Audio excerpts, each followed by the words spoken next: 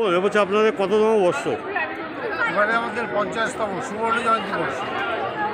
কি অনুকরণের মণ্ডপটি করেছেন এবছর? এটা কর্ণাটকের চামুণ্ডেশ্বরী মন্দিরের অনুকরণে তৈরি হয়েছে।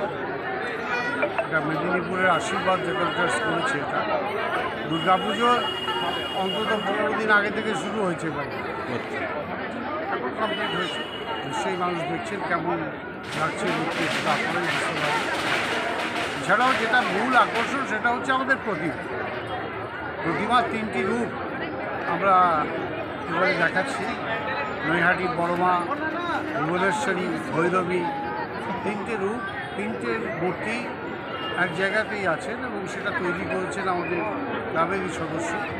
প্রতিবার যিনি ঠাকুর তৈরি করেন শ্রী সুজিত সাহা। এটা বিভিন্ন মহলে বারবার সমাদৃত হয়েছে।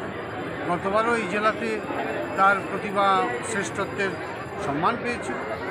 আশা করি এবারেও আমরা একটা ভালো জায়গা পাবো। এবছর কি প্রোগ্রাম দেখেছেন? হ্যাঁ, যেমন আমাদের এর আগে বস্ত্রদান ছিল, হয়ে গেছে। এছাড়াও কিছু কিছু সামাজিক কাজকর্মের সঙ্গে তো ক্লাব থাকে। দুটো দুস্থ পেশেন্ট আছে, তাদের চিকিৎসার ভার নেওয়া হয়েছে।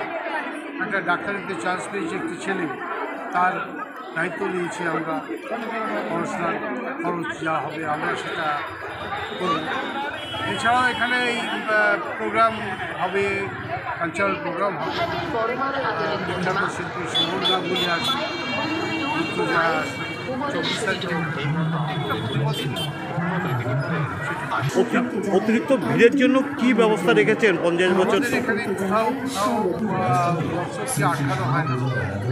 একদম স্রোতের মতো মানুষ আসে, দেখে। ঢোকার পথ একটা, বেরোনোর পথ একটা, ঠিক সিস্টেমেটিক্যালি যেটা করলে মানুষ মানে সহজেই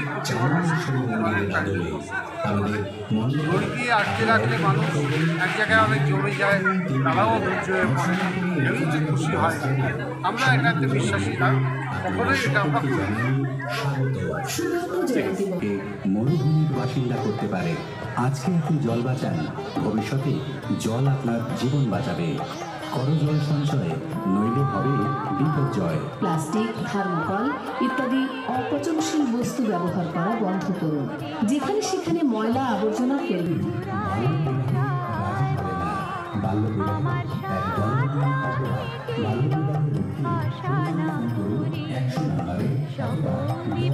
যাতে বিদ্যালয়ে যায়। ডেঙ্গু, ম্যালেরিয়া ইত্যাদি প্রতিরোধ করতে জল কোথাও জমতে দেবেন না। জমা জল